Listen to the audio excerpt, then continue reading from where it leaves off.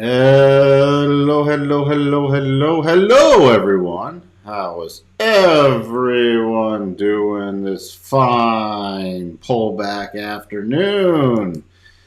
Good afternoon, Patrick. Patrick, how cold's it up where you are? Because if it's cold here, it's got to be colder up there in Minnesota. Hello, George. Hello, Anissa. Hope you are well. Thank you for tuning in. Bunch of people still watching, but not jumping in the chat yet. Hopefully, the chat is working fine. So, where do we stand? Little pullback today. Little pullback. Is it a run for the hills? If you do know what song that, what band that's in reference to, then let me know. 10 below at market open, 2 below now. That is chilly, Patrick. That is chilly. Yeah, the dog walk this morning was very cold here, and it's going to be colder tomorrow morning. So, separate from the weather, we have a little red pullback day. Let's see, tomorrow morning, what's coming up? We have some house prices information, but that's not really going to move the market. Today, just to recap, Dallas Fed Manufacturing Index is still in contraction, but better than forecast and down from previous. But if you read the report from that, lots of people saying recession. So nonsense is 58 here in North Carolina. Well, Sterling, I would love to have 58 degrees. It's going to be -5 here tomorrow without the wind chill. So, not looking forward to that. Oh, well, thank you, Paul. Sunny Florida 82. All right, tomorrow we have, I'm happy for everybody who gets to live in warm weather. I really am, because I cannot stand the cold. We got 12 inches of sunshine here in Florida. All right, we can stop now. Tomorrow, 15 minutes after the open, we got Chicago PMI. Then we have the Consumer Confidence Board, Consumer Confidence. All these are minor. We have Dallas Fed Services Index, but I don't think anything's really going to rock the market before JPOW Wednesday, Fed rate hike day. Lots of stuff coming out today with more of the pullback settlement from Morgan Stanley, from Goldman Sachs, saying the market's getting ahead of itself, which, I mean, is priced for perfection, even with this pullback. But has any major technical damage been done? Because we can only trade the technicals. You can see some profit taking after last week's pretty big run up. A lot of profit taking and a lot of repositioning and modifying positions ahead of Wednesday. Energy pullback, crude pullback, also the dollar. Now, this is what's going to be interesting. This is why I've been paying attention, especially if the dollar starts a new up move after. Started a little bounce today, but after the rate hike decision, if the dollar can keep a move on, we could see a shift into some more pullbacks in equities. Are we there yet? No. And we'll get to the charts. You see, consumer defensive is the only thing really that held up today. Everything else, especially the stuff that led last week, like consumer cyclical last week, or this has dropped, including today. But even the last month, look at consumer cyclical, and today that was where the money was coming out of. Fed watch, we still got that 25 basis points, fear and greed, even with this pullback, just from 69 to 67, so not an overly big drop yet. All right, hey ho, waka waka. I think that I am watching for the bottom in the dollar index, as I said. Potential mini double bottoms in all the indices. We'll go through some of those. Coco thinks the rally's just started. You mean the rally from the one that started in end of December, the one that started in January? Which rally? Retail had their fun. Now's the time to lose their shorts. Is anybody watching Carvana with the squeeze today? Again, more junk squeeze. Powell will do 25 basis points. The market will go to the moon. Oh, boy. Yeah, Intel held up nicely. That should tell you something based off that was just a horrible earnings report. And Intel, it'll be interesting to see what happens when the market does roll over again. And Intel, I'm just being patient with until we hit either lower levels or there's nothing really from my perspective to do yet in Intel. It's be very patient and wait for the next rollover move. Today after the close, there is nothing. There is nothing. But tomorrow, pullback in oil ahead of Exxon's earnings, Phillips 66, Marathon's earnings, and what else do we have up besides that? We have UPS. Will their guidance be with slowdown? You know, since they do still a ton of shipping for retail. We got GM, we got Pfizer, yay. Caterpillar, know somebody was bullish on Caterpillar. And Mickey D's. Do we all go shop at the value menu? And then tomorrow after the close, speaking of semiconductors, we got AMD. AMD is going to be the biggie after the close tomorrow. So, if you have any of that or are looking for plays in it, that's where we stand. If he does 25, markets will rip, and there's something he doesn't want. Something he doesn't want, huh? The market is expecting 25. That's what the market is expecting 25 basis points. It's going to matter the press conference, not the rate hike. The press conference. And any changes they make, you know how they release the sort of the announcement, any major red lines, like if they say something is getting more embedded, or if they're stressing inflation more. We'll get Bob's take tomorrow afternoon on it.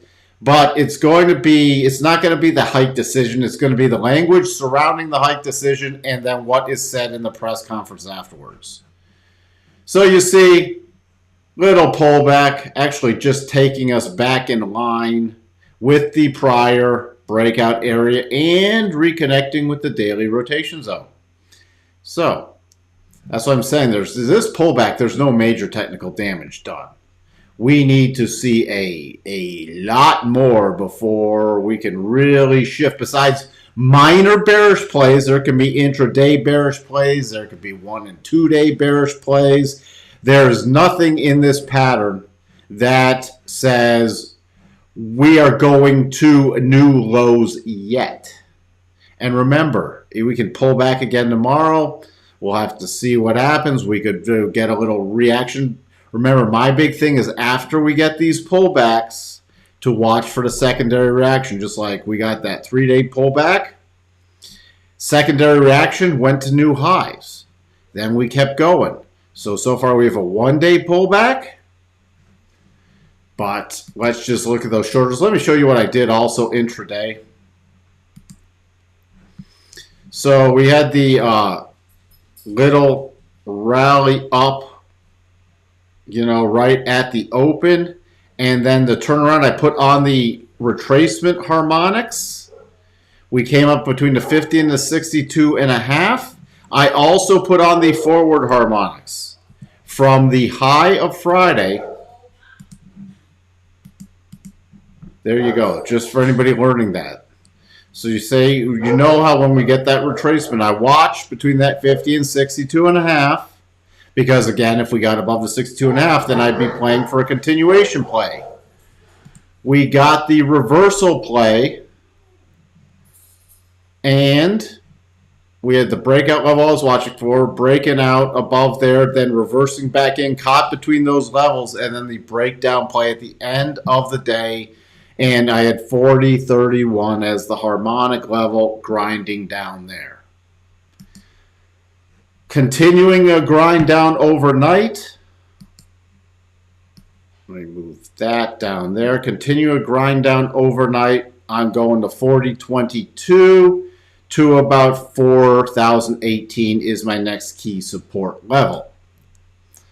All right, but there's a fair amount of resistance. Besides that little snap below move on last Wednesday that was quickly reversed, we have a lot of resistance becoming support here and prior to that little snap down move. So it's headed into a very key support area. We start breaking below about 4,012. That's when, especially with negative market internals, that's when it could potentially make a quick trip down to the 39.70 area. So that's where I'm really starting to watch. Because then we'll start to be chipping away a bunch of this support. And if we get weak internals down here, I will be watching the key reversal area from last Wednesday. Other than that,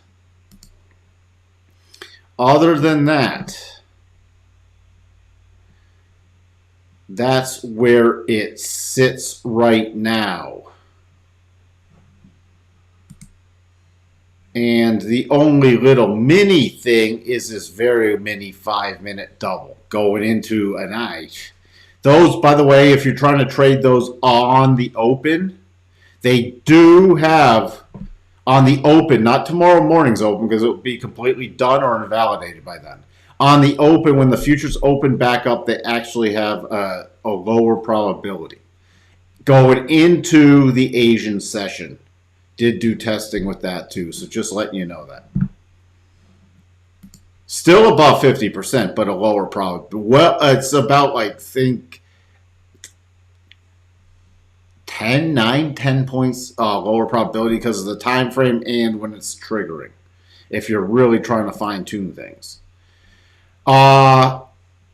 Intermediate level is about 39.87, the bottom of the rotation zone. And why do I follow that? Because there's so many algos that are set to key off of the 2021 EMA areas, just like we saw last Wednesday coming down the bottom of the rotation zone. There's no guarantee, but there's a lot of stuff. It really depends on the market internals when they get there, but there's a lot of stuff. That's why we'll watch spawn in the rotation zone. And that still doesn't get us back below the 200 or the 50. So even on a continued pullback, there's lots of catch points. That's why my real key areas is 3,900, as I've been talking about for a couple days. To the upside,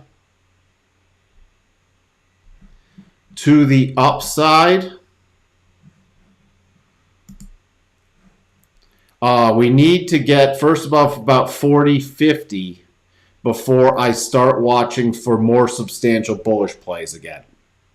The key line in the sand I will be watching, well, the first key line in the sand is coming up with this multi-bar topping area about 40.70.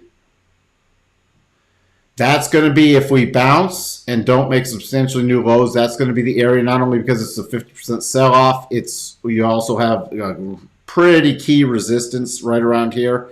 And then what flips me to more so bullish on the secondary reaction would be above that 40.7925 area. NASDAQ, with NASDAQ's was on a tear, which, pulled back, but not even back to the daily rotation zone. So watching the support zone, we just got into that just barely. So pullback for tomorrow, even 11.970 just takes us into the daily rotation zone, and that's when that key closed from Wednesday, right in there. I'll be watching. Where do I tip now based off of this? Where do I tip more bearish? Starting to get below 11.970, we have an advanced clear path. But then if you start getting below about 11.867 still, that's where I'll start running and watching for a quick potential run down to that reversal low area on Wednesday. Other than that, to the upside,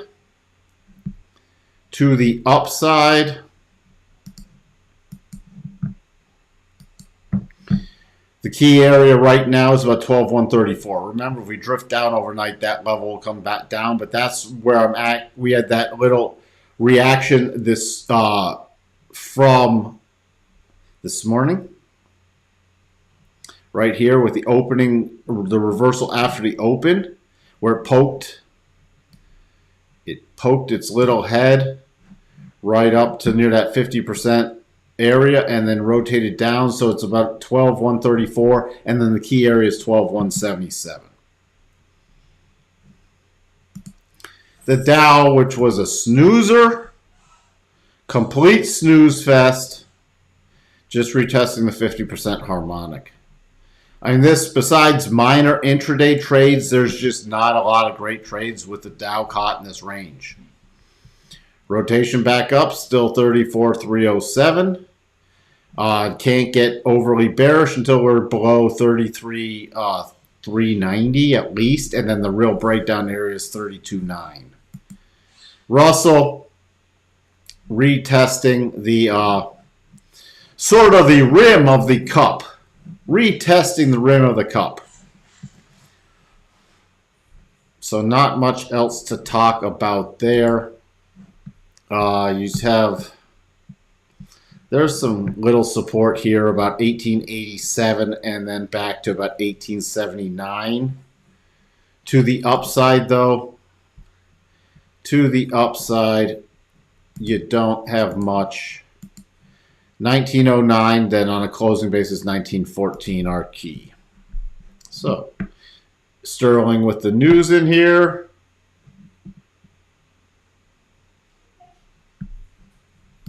Do some testing on the Golden Cross, please. Yes, it's been cited, but it does not test out well. Both the Golden Cross and the Death Cross. Neither of them. It's not because I'm bullish or bearish. They just don't test out well. The golden one tests out better because the markets historically have a long-term upside bias. But for an initial reaction move, it does not test out well. Long term, you can say, hey, long term, the market's up a year after a golden cross. Well, yeah, because most markets are in a bull, most equities are in a bull market over time, which is also why the golden tests out better than the death cross. However, as a timing mechanism, it tests out like crap. That's why I don't use it. DAX was probably going to turn into a triple top on a rotation back up. Nothing else going on there. Notes, nothing really great. By the way, this potential double is off the table. So there's just no pattern right now in the notes. So sometimes when there's no pattern, besides micro patterns, but we don't cover those on this channel for the most part, that's why there's nothing. Dollar index still not above 102, but this was a pretty decent bounce day still in consolidation. So I'm still watching this 102 area. I especially want to break a little retest if possible and then to see that hold. But cycles actually finally moving up again on the daily and on the weekly, finally trying to turn up. Now, is this a move that we can say, hey, we're going back to new highs? No. My first key area is this rotation zone on the weekly basis. So about 103, intermediate would be about 104, and then to the upside about 104.50 so far. Little bounce in the VIX, but nothing much. Crude, nice little pullback, and this is more so a pullback with dollar strength. Dollar strength. Nothing has changed, though, with the patterns in the short term. So from the already triggered bullish perspective, nothing has changed. Natty gas still just grinding lower. Gold still double top in place against this harmonic tested multiple times. So we'll probably have to, we can raise this now. from all the way back. This was a reverse harmonic. So now we are going again to forward harmonics. That's your long one. That's your long one. And the shorter one, which isn't going to give us a lot of great move. I'd rather do a reverse when it comes back down. But from the last move with any decent pullback is from here. So you have 1970 and then major cluster at 1990. But I'm keeping a close eye on this double from a trailing perspective. Nothing from silver. Nothing to do with copper besides still watching the bottom of the rotation zone. Remember, we completed that double and stalling out with no close over that 62.5. This is actually decent, trying to get a nice pullback in copper for potential reload of longs, but no signal yet. Yen still holding on the bonds, just shy of that 50. So still no key play in the yen just yet, caught in consolidation. Currencies, again, will be more so after the rate hike decision on Wednesday. Nothing in the euro. Nothing so far in the pound. Remember, this is a triple top. Bitcoin, pretty nice pullback in Bitcoin, still holding the 22,600. We break down below that. There is some clear path down here. So I would be focused more back to about 21,839 to about 21,644. Tesla, finally a pullback. No big gamma day to the upside today. Look at that. Is this a doom for Tesla? 166.66. Wow. 166.66. Is that a foreboding for Tesla? By the way, here's how I had the harmonics up for Tesla. Same little thing from the high on Friday to the low today. Little rollover play, 166.75, 165.21. The key area I'm watching for the close below is 164.48.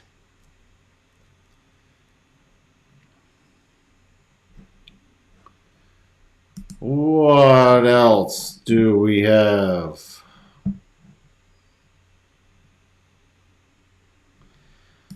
Gold 25 basis points help the gold. It's not, how's it going to test well this time? It's not going to one. How's it going to test well this time? I mean, you have a lot of data points. Every cross has to be tested. It's not really going to shift your probabilities based off of anything. Coco, you really make me worry about you.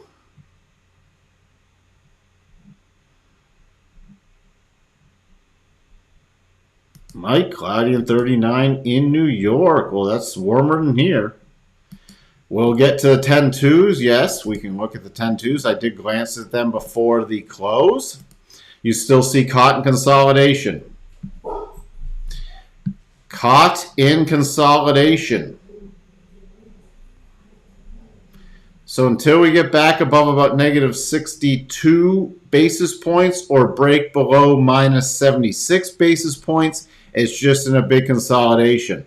The one I'm keeping a slightly closer eye on right now is the 10-3 month, which, I mean, is very inverted also. Huge minus 100 basis points, okay? Keep close attention to right around if it gets back above 95. That's the level I'm watching. Right around 95. That's my first little area I'm paying attention to. If we get above 95, I'm focused on minus 78 basis points, and then we could get substantially more into a rapid steepening move. But this is the one I'm paying slightly more attention to right now, but instead of the 10-2s.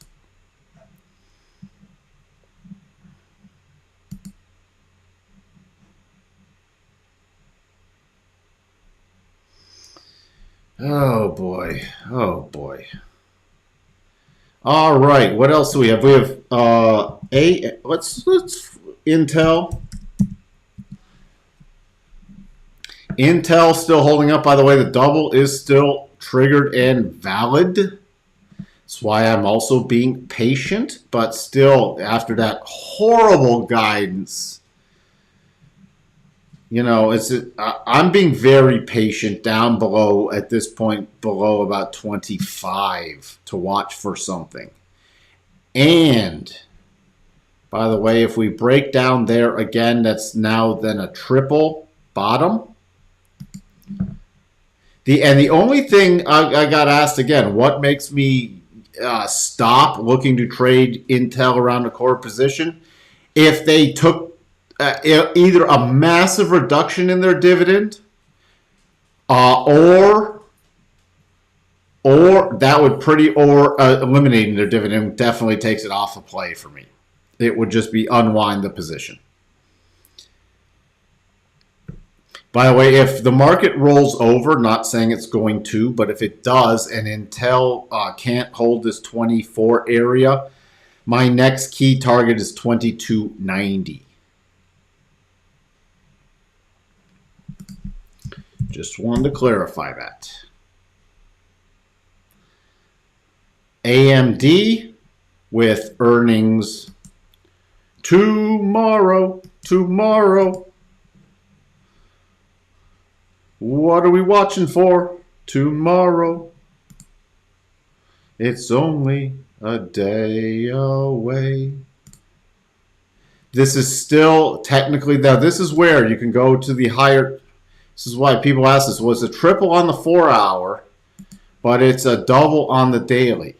Yeah. So that's why if you're going to trade it, it would be a daily close. Now, going into earnings, you're probably not going to get, technically if you close there before the earnings, it would trigger. But really, I'm going to use these targets if it's a miss and does a pullback.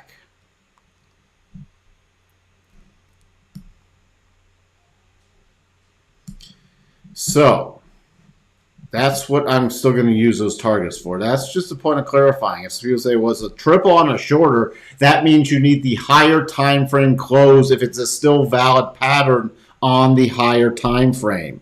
Why? Because higher time frame closes mean more than lower time frame closes. So it's still a double pattern. Just like you could have a 18 top on a 5-minute that doesn't invalidate a daily double top. But you're not going to trade it on a 5-minute close. You're going to trade it on a daily close.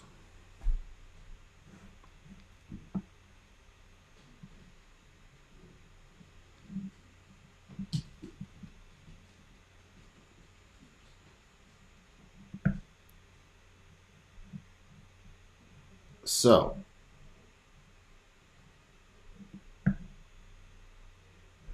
you guys are just so funny. All right. So that's the little stuff with AMD. Again, we haven't had, like we covered NVIDIA this morning, stocks from a technical perspective. Still, this is an orderly pullback just from, I know somebody watched the live stream this morning because they reached out to me and they said, does this change my opinion on what I said in the live stream this morning? No, because it's still coming back to test the key support area.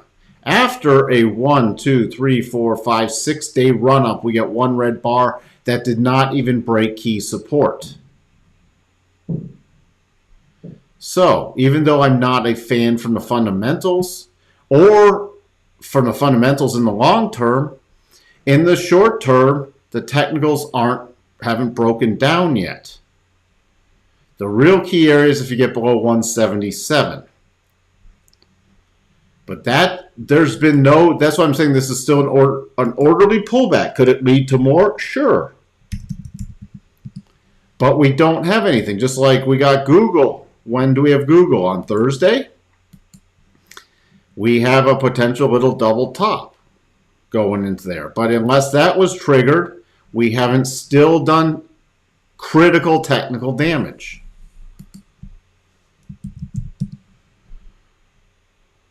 Like Amazon, still holding above this breakout level. So did it pull back today? We still have the rising rotation zone. That's what I'm saying. And I'm watching for another rollover play, but there's not been a lot of technical damage been done yet to these major mega caps. Google, not yet. Amazon, not yet. Apple, not yet. I mean, Apple really needs to break back below about 139 to start getting some technical damage. So that's why I'm still not, okay, we could be poised for, could it be a bigger pullback starting? Sure, we're going to learn a lot on the secondary reaction when that happens, but we don't have major topping patterns in a lot of these mega caps yet. We have so far an orderly pullback of one day.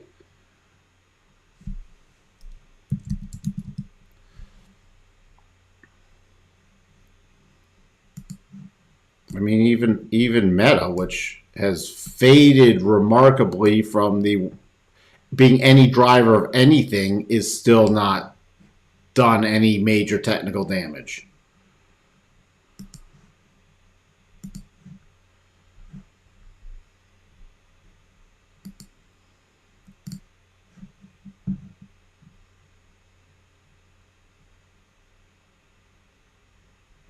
You're still mad? You can't get mad at the market. You can't get mad at the market. The market is what the market is. Sometimes I will admit it is incredibly frustrating. But the market shall do what the market's gonna do. Ain't that the truth? That's why the only thing you can do is manage risk and your positions. Hey, Happy Jack. Well, thank you for tuning in. All right. I'm trying to think, is there anything else? Let me just peek at our list. We'll peek at a couple other things, then I'm going to wrap it up. Exxon,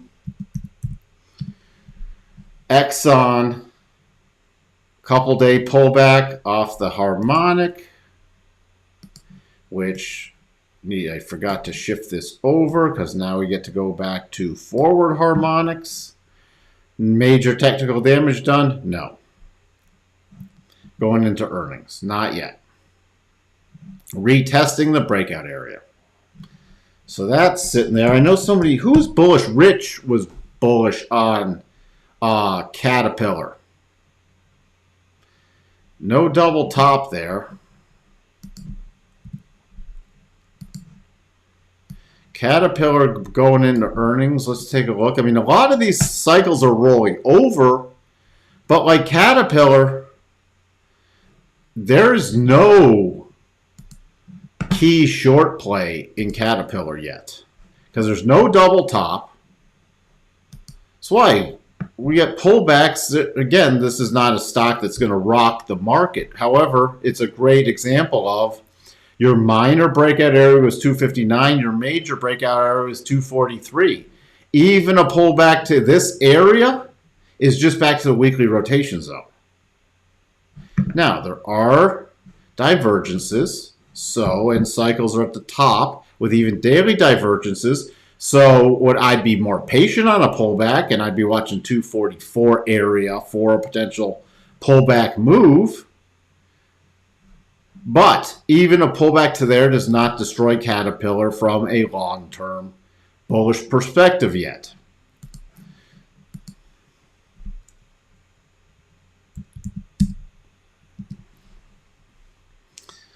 McDonald's, which is a mess.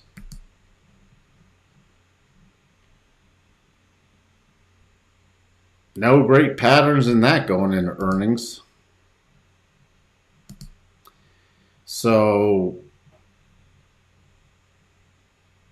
nothing much to talk about with McDonald's.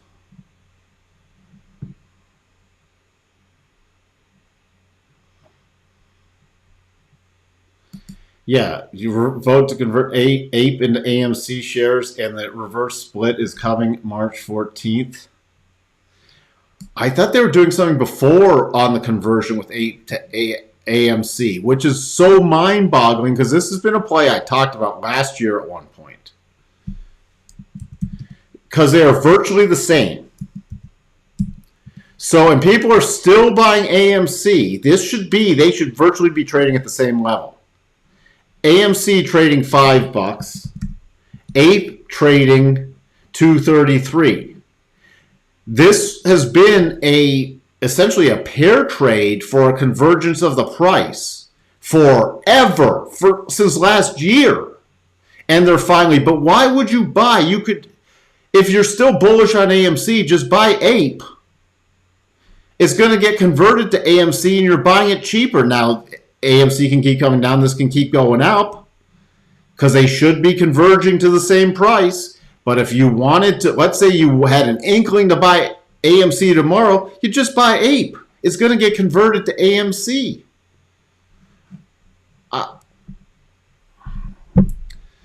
We had Carvana with more of the silly squeeze. We're in silly squeeze mode. Pretty decent squeezy squeeze between Friday and today in Carvana, another company that's going to go into restructuring. Okay. And we have not checked on ARC. Forgot to mention this, though, on Friday, because we got back on Tuesday the 17th to close above the 62.5, and we just completed the 87.5 area and nearly a return to the 200.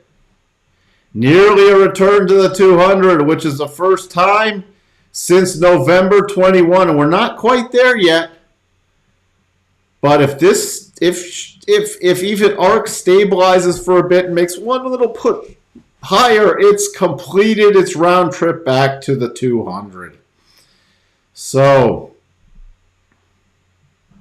ARC, there we go.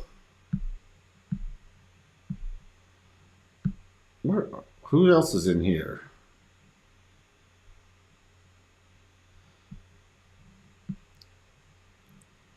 Best stocks to buy before earnings?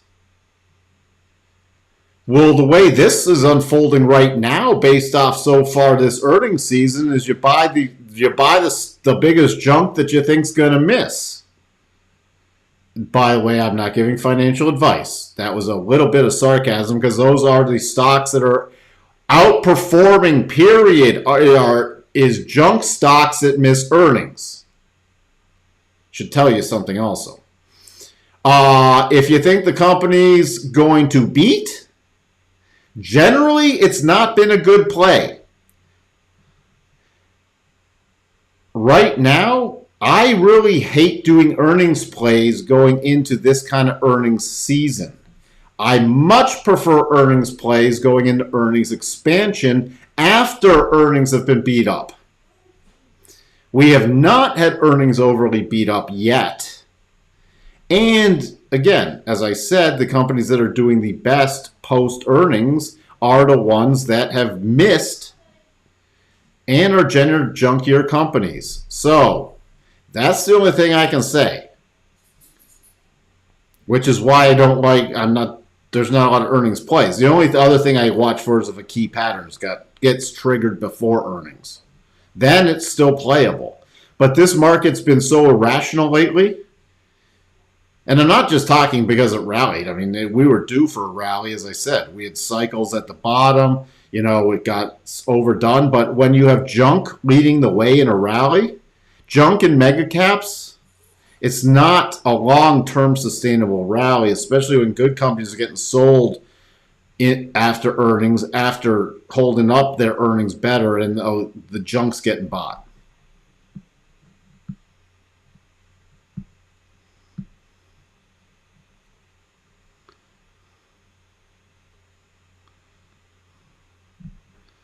Oh, he's good. AMC's gonna have to go to restructuring again. He just played a bunch of people. Again, he's another one of these scumbag CEOs that learned how to manipulate a lot of people. He did dilute the stock. That was the whole point of issuing the ape shares. Any tips for my FOMC stream? What are you doing it during the announcement or during the press conference?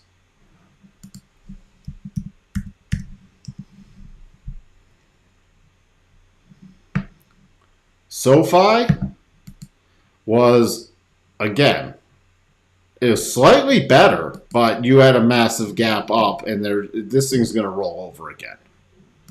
So, SoFi, you're only continued if this will be another potential short play if we get the market rollover and it can break back below about 646, watching at least back to the gap fill and the return to the 200 until it gets below roughly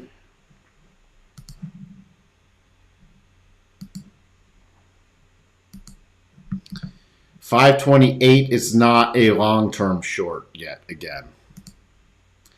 If you're still trying to play for a bullish play on the break above this key level of $7, your next levels are $7.75 and then right around 8, just slightly over 8.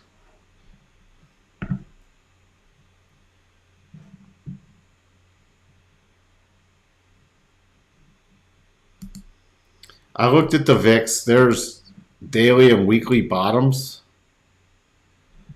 There is, on the longer term, this is really yucky if you're trying to trade this as a double. We can pay attention to it, but it needs a close back above high of 2171. And it's only reversing this move, not reversing this move. It's only reversing the move since mid-December.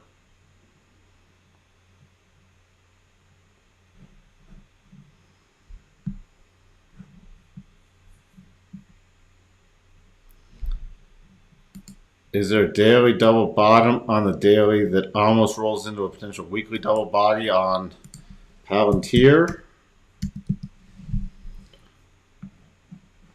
Well, you can't. This is where a bunch of these trades got wiped out. So don't use this daily double. Don't use this daily. Because this was that NYSE opening day and a bunch of these trades got wiped out. The charts just haven't been updated. So you cannot trade this as a daily double. You can trade, and this is therefore is not invalidating a weekly double. So the weekly could still be traded. But the weekly's a long way off from triggering. All right?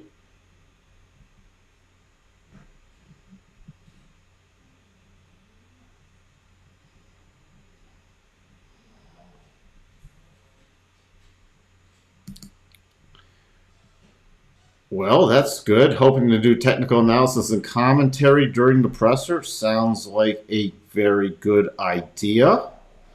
I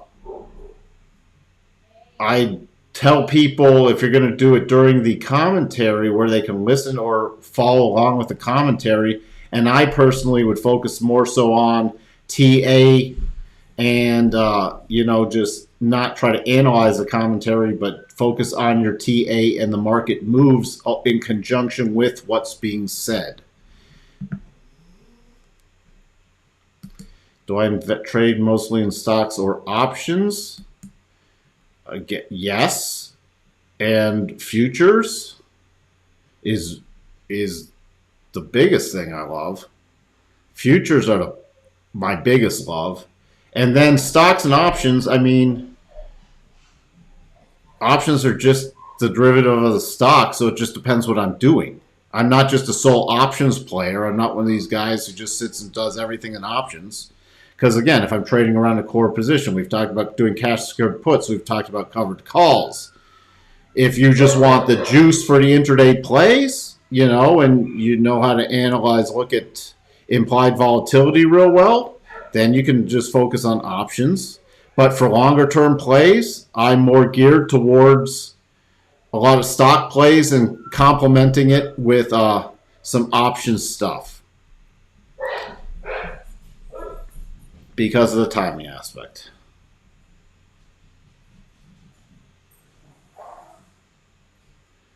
How many trades do you make a day on the ES futures? It depends on how many setups. It could be 0, could be however many setups in the time frame. Could be, 3, could be 0. You don't have to trade every day if there's no good setups. If there's good setups, and then it depends. Is it a day that trends? Because a trend day, you could get one good entry and then let it ride most of the day. So then it would be 1. You're trying to trade as little as possible. That's where people miss stuff. They try to capture every move, but every move is not your move. So to trade the fewest number of times, and you just want to, from my perspective, you want to worry about catching the probability trades. If there's no good probability setups, it's why I like to discuss doubles. And then on momentum plays, I've given the single bar pause on momentum plays, the momentum breakout, quick little pullback to that 50 to 62.5 area, then the rotation back up.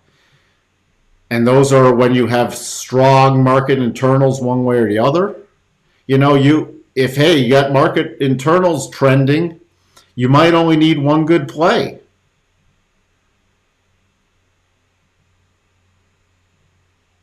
So it really depends. Too many people try to do they're trying to I'm trying to do this and this and this and this and this and this and this and this and this. You're not going to catch it all, especially on a day like today was a more, it was a downtrending day, but if you look at the tick, the tick was not overly bearish. Your market internals weren't overly weak from a tick point of view. Never got even down to 1,000. Your spikes down to 600 were generally reversals. You had one little bullish pop above 1,000 at noon, 12:15, but this was a pretty balanced neutral tick day that just had a downside profit-taking bias. There wasn't a lot of heavy selling or sell programs. So this wasn't an overly bearish day. It was a pretty substantial pullback from the run-up, but it was not an overly bearish day. Let's see if I can. This was more of some very bearish tick. See this with the spikes down 1,000 below. We haven't. And this is the kind of thing. This is an overly bearish day too, a more so bearish day. So this was a pullback day, but the market internals were not horrible. There was not a lot of aggressive selling. There was more profit taking. If I was going to categorize this in a day, it would be more of a profit taking day than a heavy selling day.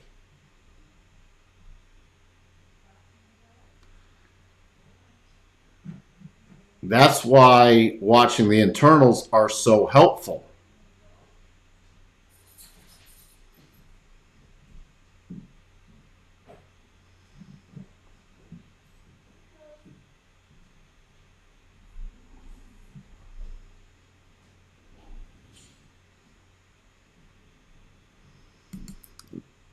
I mean, they trade with the futures spreads. The fees are I think the fees are decent. You can always get better fees on just a specific futures broker. Some futures brokers even a little better than interactive brokers, but it doesn't make that big a deal.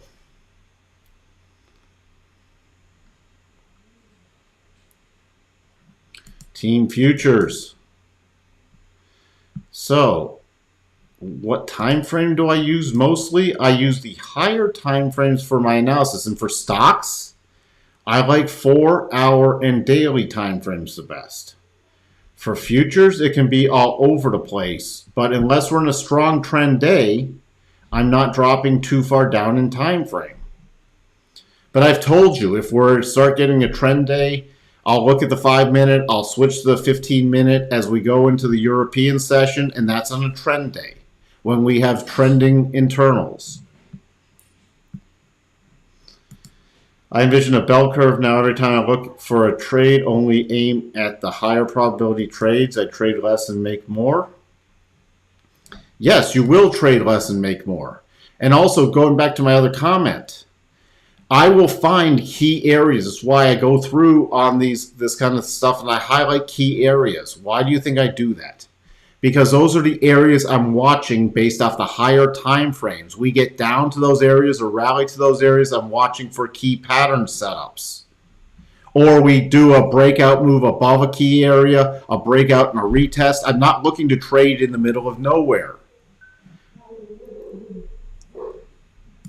Because you're better to do your analysis off the higher time frames and then you fine tune it on the lower time frames and watch for the high probability setups against those areas rather than trying to take, look, a double bottom on a 5 minute chart, and I did do a fair amount of work on this. Let's say you were against major support, all right?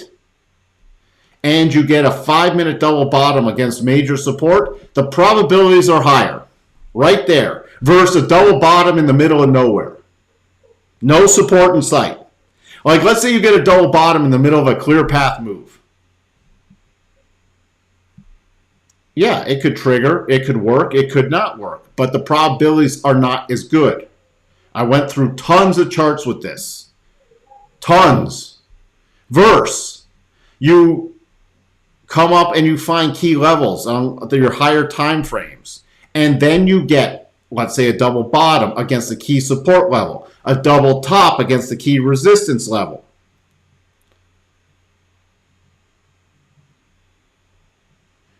You get like a breakout play above a key resistance level. And then you retest it and roll back up. That's a great play because it's a higher time frame level.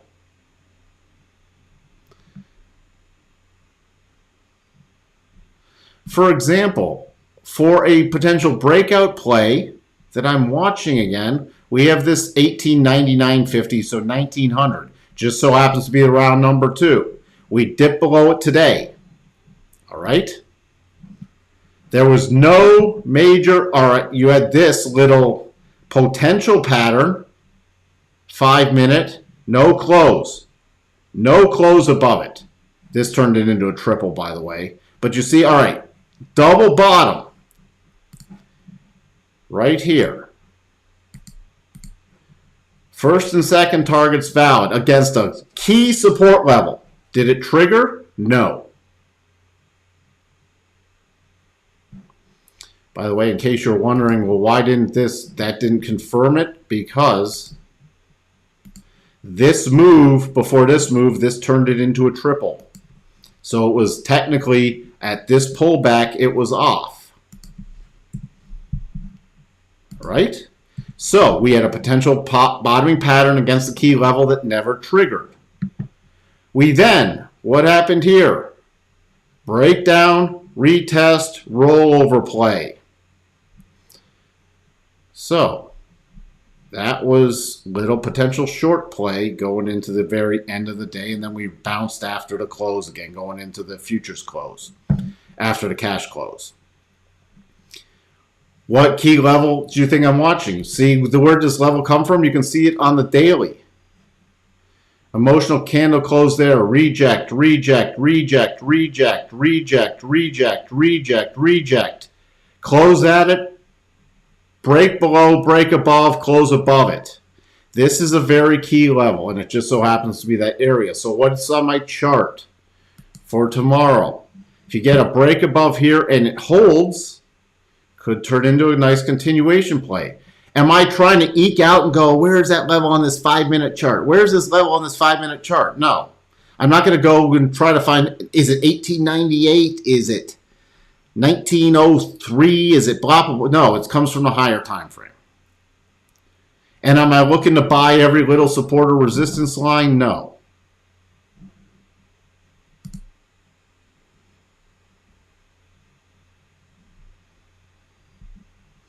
So do your analysis on the higher time frames. From my perspective, like let's say we have just an ugly day tomorrow. I have another key area watching. I'm watching between, if let's pretend it's ugly, or tomorrow and Wednesday, going into JPOW. 1867.80 to about 1864 is a very key area for me, already marked off on my chart. Not only do we have the spike low from Wednesday, we have the bottom of the rotation zone, we have a key emotional close, which is validated by some other shorter term price action. And we have the 62% harmonic. So let's say we came down here and made a nice 15-minute double bottom pattern, hypothetically. Now I'm really interested in a potential reversal play. The other area I'll be watching is right around the 50% harmonic.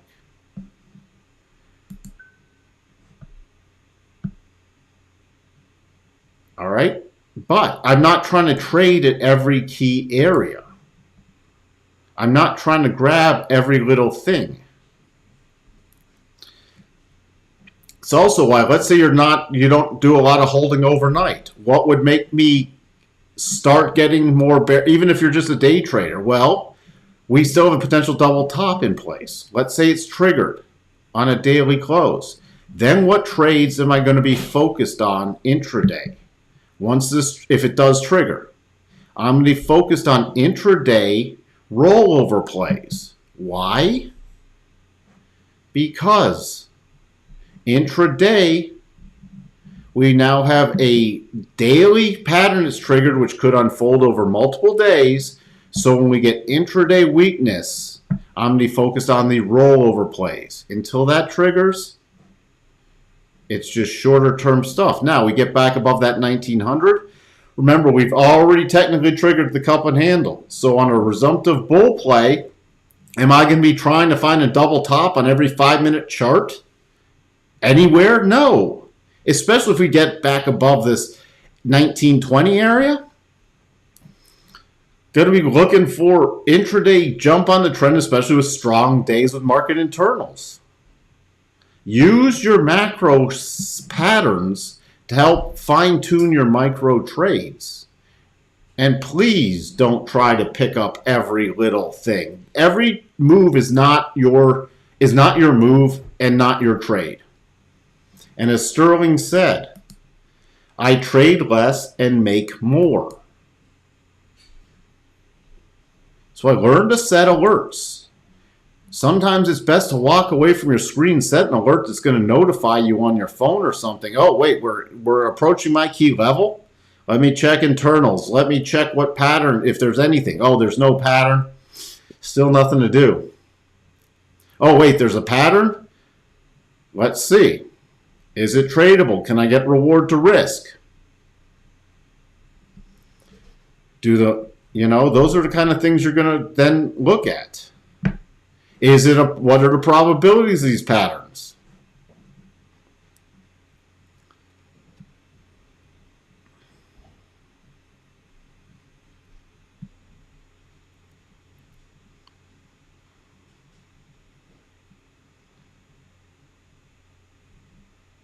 Will Chevron drop even more?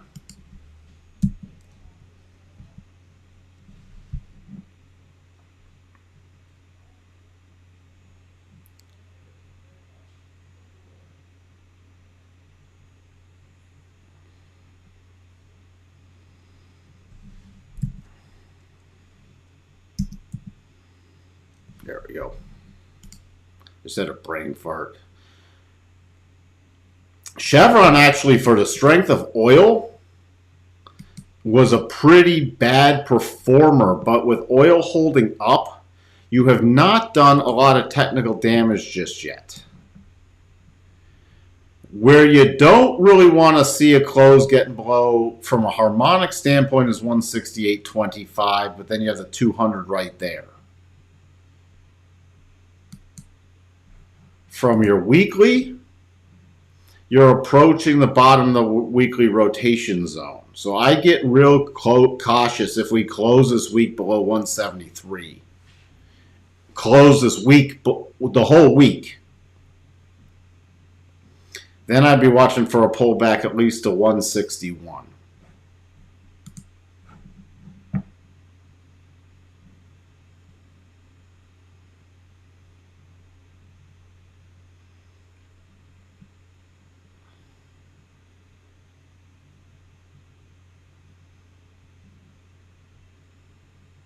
If you trade only higher time frames, you don't trade every day, so you're a swing trader. I don't know who that's directed at. I skipped a bunch of... Was that directed at me, Sterling? You know, is Coco just getting more annoying, or is it me? I've covered this stuff repeatedly. I talked about this even last Friday. Like, long-term investments. The only things I'm looking at are key dividend plays or very long-term patterns, because those are stuff that's holding for at least a year or more. Shorter term, look, I don't day trade Apple on a 5-minute chart. Futures can be day traded. It all depends. I've covered this many, many times.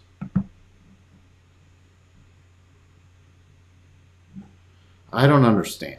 There's short-term trading, there's long-term trading, there's position trades, there's swing trades.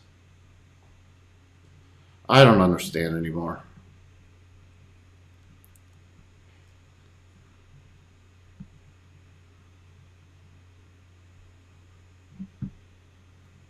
Russell has been good to trade. I used to try to front run doubles, but what has worked best has been triggered doubles that pull back to the candle bodies, and that's a fantastic trade. And you see people, I think they have to trade every double. No, you don't. You're not going to trade every double. All right. I'm running out of energy. You're welcome, Anissa. So we will be back tomorrow morning. Bob should be on tomorrow afternoon. Just a reminder, we got a bunch of oil earnings, especially the big boy right here, Exxon, tomorrow. So keep that in mind. With that, you are welcome. I hope that's a you rock and you're not trying to throw a rock at me. Oh, boy, I better run for the hills. Put on some Iron Maiden and run for the hills. So, chat with everyone later. Bye for now.